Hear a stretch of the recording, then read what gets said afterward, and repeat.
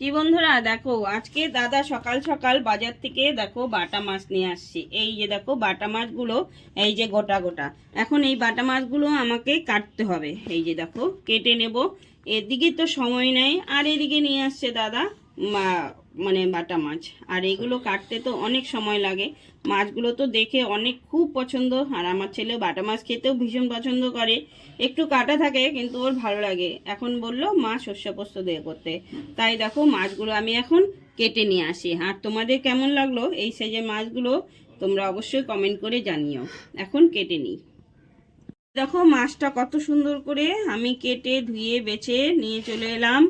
অনেক সময় লাগলো, তাই এখন আমি ভালো করে একটু লবণ হলুদটা মেখে নেব। ওইদিকে ভাতটা বসাবো। হ্যাঁ, এই লবণ হলুদ দিয়ে দিলাম, একটু সামান্য লঙ্কা গুঁড়ো দেবো, কারণ আমি কাঁচা লঙ্কা দিয়ে আজকে রান্না করব। এইটা যদি ভাজা খায় তাহলে খুব টেস্ট লাগবে, এই জন্য একটু লঙ্কা গুঁড়ো দিয়ে মাখলাম।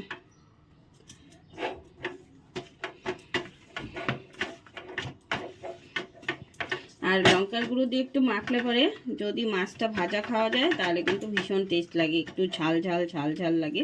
আর দেখো এই যে ভিতরে ডিমও হয়েছিল, এই দেখো সব থেকে বড় মাছটার ভেতরে ডিম হয়েছে। কারণ ডিম আনাটাই আমার সোনা বাবাকে দেবো। সোনা বাবা ডিম খেতে ভালোবাসে মাছের। তোমরা কে কে ডিমওয়ালা মাছ খেতে ভালোবাসো অবশ্যই জানিও কমেন্টে। এই দেখো কালারটা কিন্তু বেশ সুন্দর হয়। আর এর মধ্যে যদি একটু তেল দিয়ে মাখা যায় তাহলে কিন্তু আরও ভালো হয়।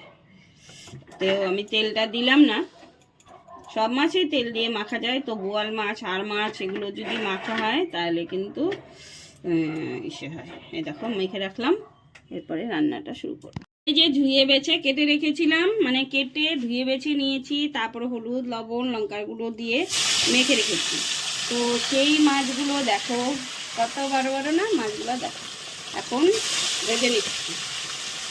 বাটা মাছের ঝোল কী দিয়ে করবো সেটাও দেখাবো, কী কী দিয়ে করবো। 4টা দিলাম, এরপরে আবার 3টে ভাজবো। এই দেখো মাছ ভাজাগুলো হয়ে গেছে।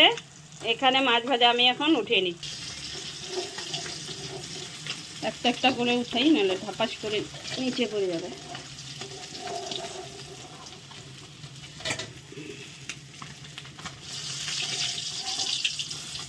মাছটার ভিতরে ডিম আছে, এখন পরেরগুলো দিয়ে দিই।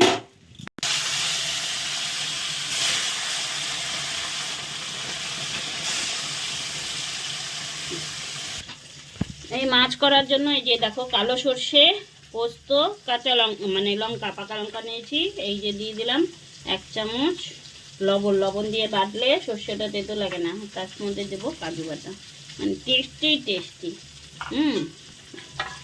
এখন দেখো আমি বেটে নিই।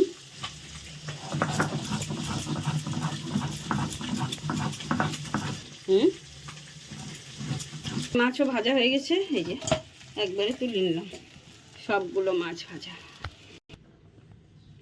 এই দেখো সর্ষে পোস্ত লঙ্কা বেটে উঠিয়ে নিলাম। এই যে এখন কাজুগুলো দিয়ে দিলাম, এই যে কাজুগুলো এখন বেটে নেব। কাজু বাটা দিয়ে ভীষণ টেস্টি।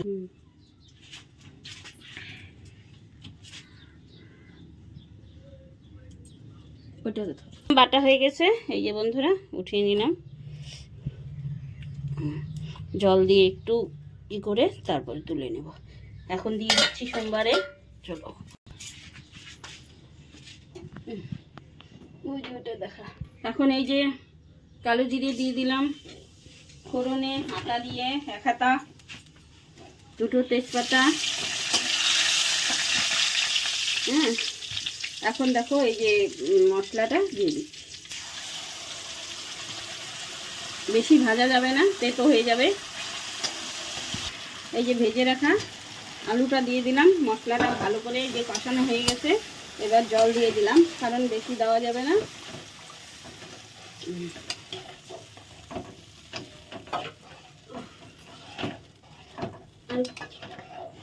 এবার মাছগুলো দিয়ে দেবো। এখন আমি করব সে ফুলকপির পাতা বাটা। এখানে রসুন আর হলো কাঁচা লঙ্কা।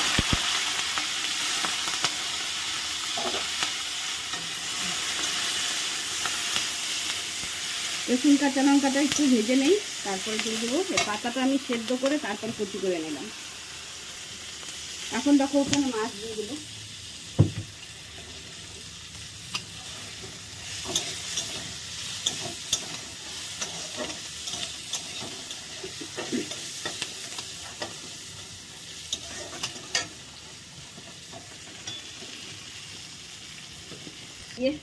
ভেজে রাখা মাছগুলো দিয়ে দিলাম।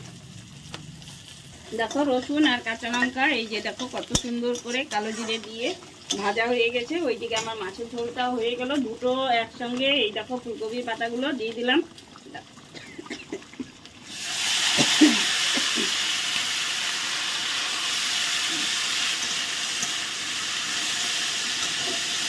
এক কড়াই জল দিয়ে আমি এগুলোকে একটু সেদ্ধ করে ফেলে নিয়েছি। এখন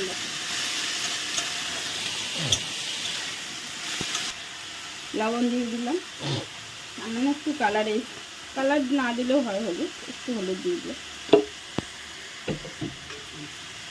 মাছের মধ্যে আমি এখন একটু চিনি দিয়ে দেবো, সর্ষে বাটা, এই যে একটু টেস্টের জন্য।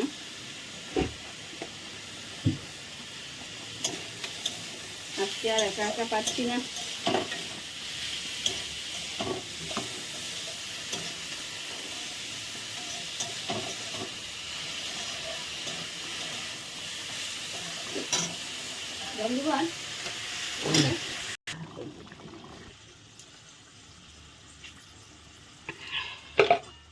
হলুদ তো আমি তখন দিই নাই, এখন হলুদ আর দিয়ে দেবো। যার ঝাল লাগবে সে দিয়ে নেবে, আর টেস্টও হবে। কাঁচা তেল দিলেও ভালো হয়। একটু এখন হোক, আমি এই দেখো আমার মাছ রান্না হয়ে গেছে। এবার ঢেলে দিব, তারপর আরেকটু শুকাবে, মানে ঢেলে দিলে।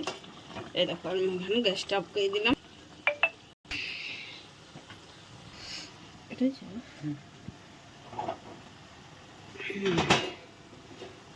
মাছটা হয়ে গেছে, এই দেখো এখন আমি ঢেলে দিলাম। এই দেখো বন্ধুরা, এখন গরম গরম পরিবেশন করব। কেমন লাগলো জানিও, ভালো লাগলে একটু লাইক কমেন্ট শেয়ার করে দিও। এখন গরম গরম পরিবেশন।